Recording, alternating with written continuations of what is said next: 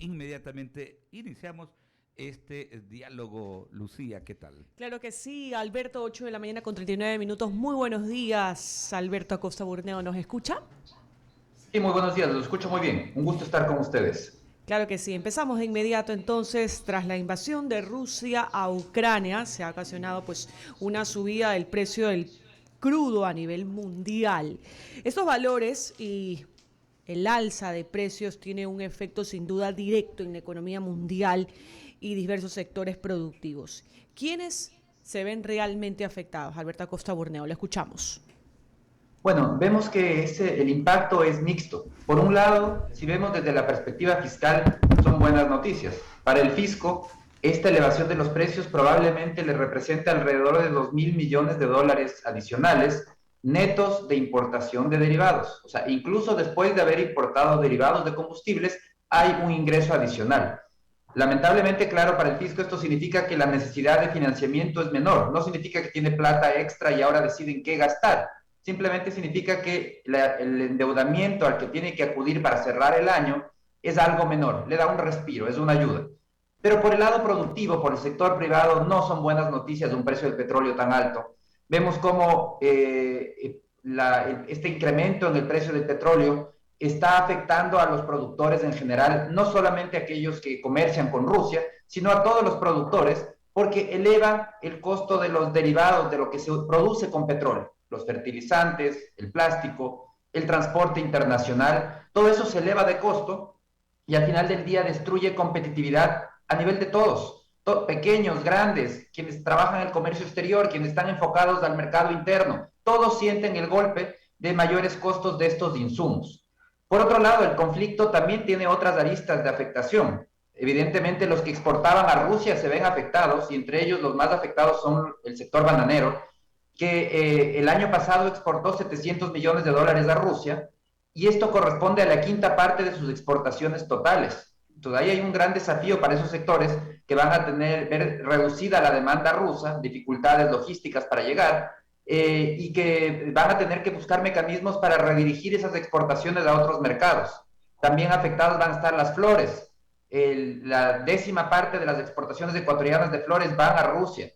El camarón en menor medida, 2,7% de las exportaciones totales de Ecuador van a Rusia. Tal vez eso es más fácil redirigir. Pero para el banano y para las flores va a haber una dificultad en redirigir esas exportaciones a otros mercados. Y aquí el gran problema que tiene el país es que no firmó a tiempo acuerdos comerciales con otros mercados. Entonces, para Colombia, para Perú, es mucho más fácil redirigir sus exportaciones a otros mercados porque tienen acuerdos con Estados Unidos, con Canadá y con infinidad de países que el Ecuador no tiene, y el Ecuador en este momento, para tratar de redirigir la producción a otros mercados, va a tener que pagar más aranceles, va a inundar esos mercados de producto, haciendo que sus precios caigan, es decir, con una afectación importante. Ahora, Alberto Acosta Burneo, si hablamos de números, vamos directamente a hablar de números. Alrededor de 50 millones de dólares por cada dólar que sube el precio del barril de crudo en un año. Esto más o menos es los ingresos adicionales con los que el fisco ecuatoriano se vería beneficiado. Es decir, podría estar entre 1.000 y 1.600 millones, dependiendo de cuánto tiempo se mantengan los valores elevados. Sin embargo, este ingreso adicional, y es muy importante que aquí nos explique, no es un dinero del que pueda disponer el Estado. ¿Por qué? Bueno, lo que sucede es que en la actualidad, realmente desde 2014, el Estado sustituyó el ingreso petrolero. En 2014, hay que recordar, comenzó a caer el precio del petróleo. En 2015 ya llegamos a niveles normales del precio del petróleo. Pero el gobierno de la época dijo, no, aquí tengo la Machicar, voy a seguir gastando, no hay problema, no pasa nada con que caigan los ingresos petroleros. Y desde ese entonces el Estado es un adicto al endeudamiento, vive del endeudamiento. Entonces, llegamos a 2021, a 2022, con un Estado que necesita de mucho endeudamiento. El año pasado, la necesidad de financiamiento superó los 7.000 millones de dólares. Es decir, para cerrar el año, el Estado tuvo que endeudarse en 7.000 millones de dólares. Para este año, la previsión de la necesidad de financiamiento es que sea alrededor de 5.000 millones de dólares. Entonces, pensemos en este escenario de mayores precios del petróleo, eleva los ingresos del fisco.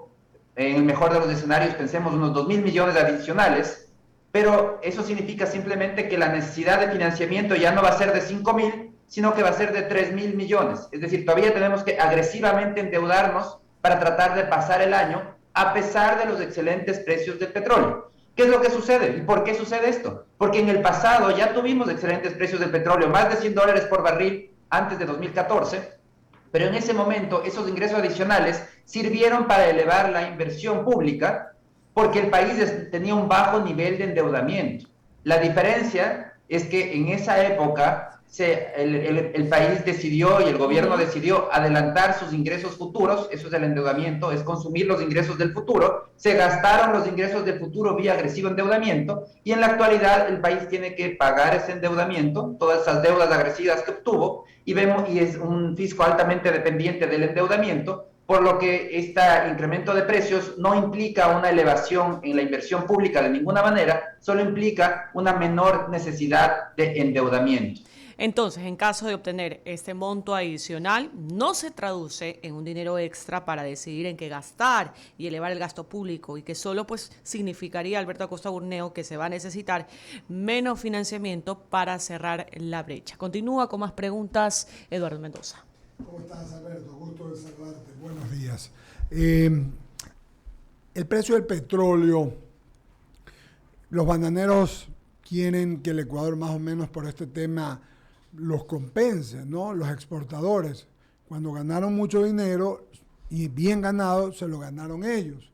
Yo pienso que lo que se debe hacer en este caso es darle crédito al productor, es pensar en el productor pequeño, porque esto es una circunstancia. El exportador, por tener expertise, y hay una palabra que tú sabes que llaman los gringos keen, o sea, habilidad, completamente van a lograr ubicar en otras partes su producto, pero el pequeño productor se contrae. Entonces, los créditos deben ser, si es que hay blandos, así como deberían hacerlo para el turismo, deberían hacerlo también para los pequeños productores. Pero esa vaina de que quiere que con lo que ha subido el petróleo les compensen las exportadores, o sea, todos nosotros les paguemos la cuenta, a mí no me parece justo ni es equitativo, porque ellos cuando ganaron, Alberto, y corrígeme si estoy equivocado, cuando hicieron su negocio bien hecho, ganaron ellos y evidentemente pagaron impuestos y dieron trabajo y todo lo demás, pero es un tema privado, no es que el Ecuador tiene que salirlos a indemnizar, me refiero a los exportadores, a los que han ganado. Y sí creo que a los productores hay que tratarlos de otra forma, porque son pequeños, muchos de ellos son pequeños y tienen un camino diferente y van a necesitar más créditos. Alberto Acosta.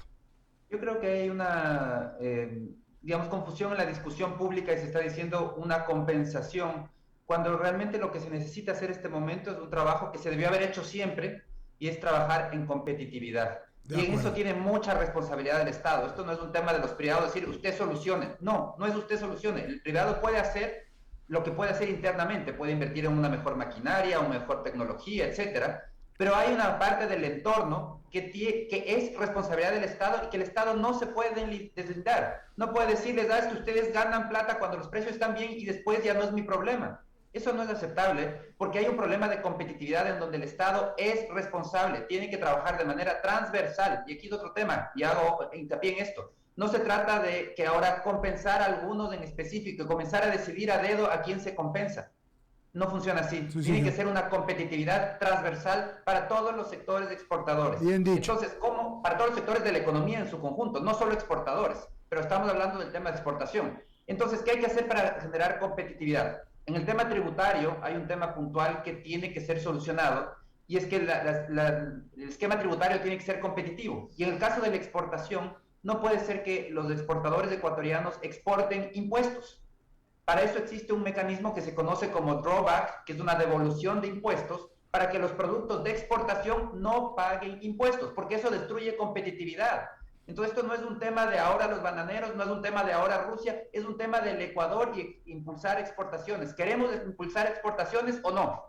Y si queremos impulsar exportaciones, tenemos que de una vez por todas hacer que funcione ese mecanismo que sí existe en la ley, porque no es que hay falta de ley, hay una falta de reglamento. Tenemos que modificar ese reglamento para que se aplique ese mecanismo de drawback de manera transversal en las exportaciones ecuatorianas, no solo de banano. de manera transversal. El trabajar en competitividad hay que hacerlo en todos los sectores de la economía y el Estado tiene que tener cuidado de no caer en las perversiones del pasado, de escoger los ganadores, porque ahí es donde vienen los compadres. Entonces Claro. a mi compadre le ayudo y del resto me olvido. No, aquí no es un problema si es que es grande o si es pequeño o si es bananero o es atunero, O de no, flores. es para todos. Tenemos que trabajar en competitividad para todos. Hemos hablado del tema tributario, hay otras medidas adicionales que hay que adoptar en otras áreas, pero todas con el objetivo de impulsar la competitividad de la exportación ecuatoriana. Lo dejo allí, es bien interesante lo que dice Real. Chile lo tiene con ProChile, ¿no? Ellos están permanentemente pensando en lo que tú dices, ¿no? Ahora, te cambio la figura para hablar del petróleo y los precios del petróleo. Hemos tenido algunos analistas acá, también petroleros, no solamente económicos. Estuvo Walter Spurrier, estuvo Fausto Ortiz, estuvo Fidel Márquez, estuvo, bueno, toditos los amigos que siempre conversan con nosotros. Hace un ratito estaba Ricardo Rivadeneira de la Bolsa de Valores, ya vamos a hablar de eso, pero yo quiero es que nos enfoquemos un poquito al tema de los ingresos por el petróleo, los nuevos ingresos. Nos dijo Fernando Santos Alvite que estos iban a ir subiendo, eran 200, me dicen que están por 500, sabemos que esto tiene un tiempo corto. El presidente nos dijo, y me dijo a mí la semana pasada, que 100 millones iban a destinar a las carreteras de la sierra que están hechas pedazos por el invierno, mi querido Alberto. ¿Cómo más podemos? Le dije al presidente también que yo creía que el mínimo o la base del impuesto a la renta era muy pequeña, que eso debía subirse. Lo dijo él también en una entrevista y me dijo que iba a buscar el camino porque como esa ley pasó por el Ministerio de la Ley, no podía bajarla porque se le cae la ley, pero que estaba de acuerdo que había que subirlo un poco. Entonces, el petróleo en esos valores. El presidente diciendo que va a ayudar con el tema de las carreteras que se han hecho pedazos. Y finalmente, Alberto, entonces la pregunta es, ¿cómo invertimos ese dinero? ¿Qué lo hacemos? ¿Lo ponemos en obra pública? ¿Lo guardamos? ¿Lo hacemos en los hospitales? Le dije al presidente el viernes también que hay 3 hospitales que están casi listos.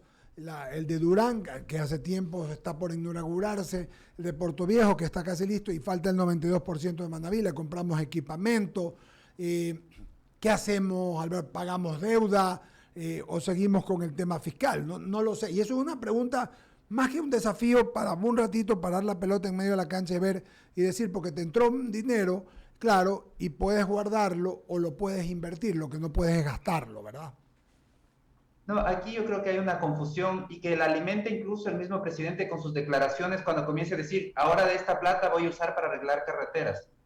No es que de esta plata puede arreglar carreteras, porque el punto de partida es una brecha fiscal. Le sigue faltando plata al gobierno. No tiene plata para cerrar el año, estemos claros. Incluso después del incremento del precio del petróleo, todavía hay un hueco. Todavía tiene que endeudarse. Entonces, para tener una idea de la magnitud de lo que estamos hablando, el año pasado la necesidad de financiamiento superó los 7.000 millones de dólares. Es lo que tuvo que endeudarse para poder cerrar el año. Para este año se esperaba que se necesiten 5.000 millones de dólares. Supongamos en el mejor de los escenarios que con este incremento del precio del petróleo, el fisco reciba 2.000 millones adicionales. Significa que le están faltando todavía 3.000. O sea, le está faltando plata. Ese es el problema de la crisis fiscal. Entonces no hay que interpretar como que ahora hay plata para hacer algo. Cuando el presidente dice voy a usar para arreglar carreteras, lo que está diciendo realmente es voy a endeudarme y con el endeudamiento que recibe el país, en este escenario pensemos 3.000 millones de endeudamiento, una parte voy a usar para arreglar las carreteras, que es perfectamente legítimo y necesario. Las carreteras se están desbaratando por el invierno, hay que hacerlo, pero hay que entender que eso no es por estos precios extras del petróleo o que podemos guardar. No hay nada que guardar. Hay una brecha. ¿De dónde van? La pregunta es, después de este incremento del precio del petróleo, ¿de dónde vamos a obtener la plata que todavía nos falta? Porque para pasar el año, para pasar arrastrándonos el año, todavía le falta al fisco en este mejor escenario de 2.000 millones de dólares extras en los ingresos petroleros, todavía le faltan 3.000 millones. Entonces, hay que estar muy claros que la situación fiscal es muy grave todavía, que todavía hay un camino por recorrer, y que ojalá, y lo lamentable, yo creo que la corrección a la crisis fiscal, la ruta que siguió el gobierno no es la que se anunció en campaña, En campaña nos dijeron que iban a trabajar por el lado del gasto, en el poder nos dicen no, por el lado de los impuestos, más impuestos a los ciudadanos. Yo creo que todavía hay una tarea pendiente por el lado de priorizar el gasto público, trabajar en el gasto. Que el gasto público vaya a lo importante, salud, educación, seguridad, y reducirlo o eliminarlo en todo lo demás. Necesitamos más calidad en el gasto, más transparencia en el gasto. Es un trabajo de hormiga que no se ha hecho y que realmente nadie se atreve a ponerle el cascabel al gato, porque ahí es donde viene, es un trabajo muy difícil. Ahí vienen las presiones, los grupos de presión que no quieren perder sus rentas estatales, los contratos que no quieren perder los compadres, etcétera. Hay toda una cantidad de grupos de interés que viven de la mamadera del Estado y que no están dispuestos a soltar ese nivel de vida. Explícale un poco a la gente, Alberto Acosta, por qué es importante cerrar el déficit fiscal y en qué beneficia a la gente eso. La realidad es que nadie puede, igual que una familia, nadie puede vivir endeudándose indefinidamente. El que haya un déficit significa que me estoy endeudando, que alguien me está prestando plata para poder gastar. Significa que estoy gastando más de lo que gano.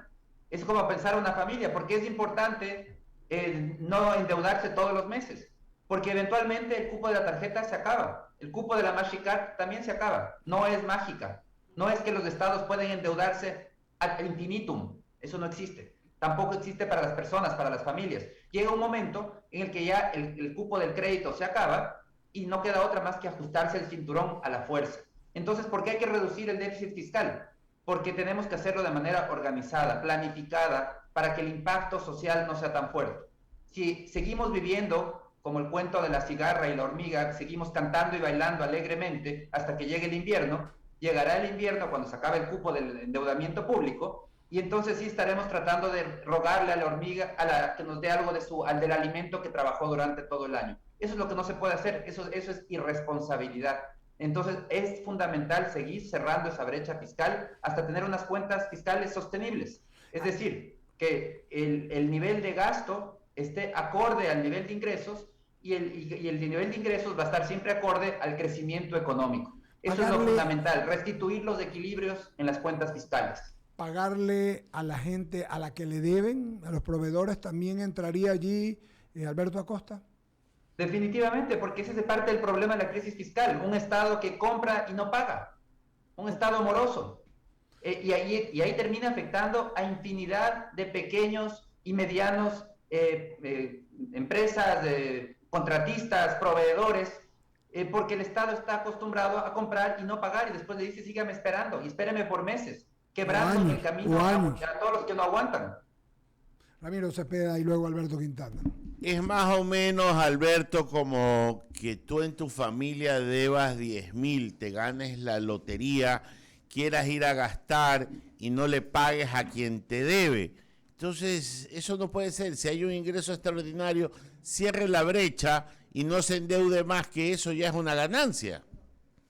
Exactamente. Lo que tiene que hacer el Estado es, ahora todavía va a tener que endeudarse, pero algo menos, tiene que seguir poniendo en orden las cuentas fiscales. El problema no se ha solucionado. Así es. Y ojalá que se cambiara la estrategia y se enfocara en lo verdaderamente importante, porque yo insisto, el problema del Estado no es una falta de ingresos, es un exceso de gastos, gastos que no agregan valor, que no van a lo importante, que no mejoran la vida de los más vulnerables ni los más necesitados, porque nadie me va a decir que todo el gasto público sirve para solucionar la desnutrición infantil, Alberto, o para ayudar a las familias más pobres. Eso es una mentira, eso es un cuento. Es correcto, es correcto. Yo quiero volver al tema de los bananeros, no por bananeros, sino porque es lo más gráfico que tenemos en este momento, luego de lo que en mi concepto es una desafortunada declaración del presidente de la República con respecto a este tema de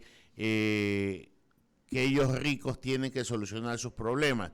Primera cosa, no es pelo de rana que el 25% de las exportaciones bananeras sean a Rusia. Segundo, se han quedado en alta mar exportaciones.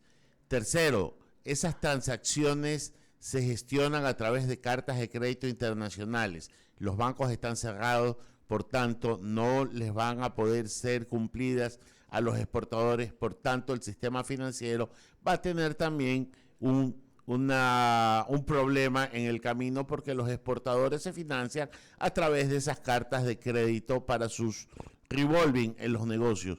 Cuarto, al no poder exportar, la fruta se va a quedar en Malta. No va a haber trabajo para los que cortan la fruta, no va a haber trabajo para los que empacan la fruta, no hay capacidad de exportación a través de navieras porque están vedadas llegar a los puertos rusos, especialmente al de Odessa, también allá en esa zona en conflicto. Oiga, le acabo de citar 6, 7 variables. Y créame que me estoy olvidando la del papel que exporta Rusia al mundo. Entonces va a haber una crisis de dimensiones que hoy por hoy estamos viendo solo la punta del iceberg, que no se puede tratar con ligereza. Hay que buscar una solución global. ¿Por dónde vamos? Pero hay que buscar también, Alberto, y esta es la pregunta en sí, una solución ya, para que se vaya tramitando el resto a mediano y largo plazo. Ramiro, coincido totalmente. Es lamentable que en el país, por estas disputas muy propias del socialismo, es que los ricos, los pobres del Estado, tal cosa, por ese tipo de disputas que debemos haber superado, y que yo pensaba ya superadas también en el discurso político, al menos de un nuevo gobierno, el Estado no se transforme en lo que tiene que ser. El Estado tiene que ser un impulsor de las exportaciones ecuatorianas. Y estos de las exportaciones debe ser simplemente irrelevante si el exportador es pequeño, es grande, es rico o es pobre, eso es irrelevante. El Estado, igual que funciona en todos los países del mundo, o en la mayoría de países del mundo, debería trabajar para impulsar y ayudar a los sectores productivos a salir adelante, para entrar a nuevos mercados. En este momento, igual que el canciller se movió muy rápidamente y de manera muy correcta en ayudar a salir a los estudiantes de Ucrania, debería estar haciendo la misma gestión, tratando de habilitar los canales para que puedan darse los pagos a los florícolas, que Rusia le debe todavía más de 30 millones de dólares, para que puedan habilitarse mecanismos de transporte logísticos. El Estado tiene que estar ayudando a esos sectores. Y de manera general, estamos hablando del banano por un tema puntual, pero este tipo de políticas tienen que ser transversales. No es para el banano porque tenga alguna corona, no. Tiene que ser a todos los sectores exportadores, ayudar a solucionar los problemas del sector exportadores, y eso implica trabajar en competitividad. Hablaba del tema tributario hace un momento, del mecanismo de drawback, y buscar qué otras trabas tributarias tenemos que nos hacen poco competitivos, pero hay que sumar también otras medidas, la guerra al trámite, simplificar trámites, costos, tiempos de todos los procesos que son tan engorrosos en el país, seguir abriendo mercados, porque parte del problema es porque no hemos abierto mercados, no tenemos cómo redirigir esa producción, esa exportación a otros mercados. Necesitamos buscar la internacionalización bancaria, que haya más competencia, que venga la banca internacional y de esa manera tener un costo del dinero más barato. Una nueva ley laboral moderna en base a las mejores prácticas internacionales. Abrir la economía a la inversión privada y de generar seguridad jurídica. Entonces, son una infinidad de temas, estrategias en las que hay que trabajar para construir competitividad, y el Estado tiene que ser un socio para impulsar las exportaciones ecuatorianas en el mundo. De los pobres, de los ricos, de los medio ricos, de los medio pobres. Eso no es relevante. Lo relevante es que es una exportación ecuatoriana y que eso genera bienestar en el Ecuador. Por eso el Estado tiene que cumplir su rol haciendo la gestión que tiene que hacer, porque hay gestiones que solo las puede hacer el Estado porque se hacen entre Estados, por ejemplo, para abrir mercados, por ejemplo, para facilitar la logística o solucionar los problemas que están viviendo muchos sectores de exportadores en este momento. Correcto, y suscribo lo que usted dice. Alberto Quintana sigue con la entrevista. Por agradecerle al analista económico Alberto Acosta Burneo. Gracias por la deferencia de siempre, por estos minutos y por la orientación en torno a estos temas. Que tenga un excelente viernes. Muchísimas gracias, lo mismo para ustedes y para los oyentes. Gracias, son las 9:13 minutos.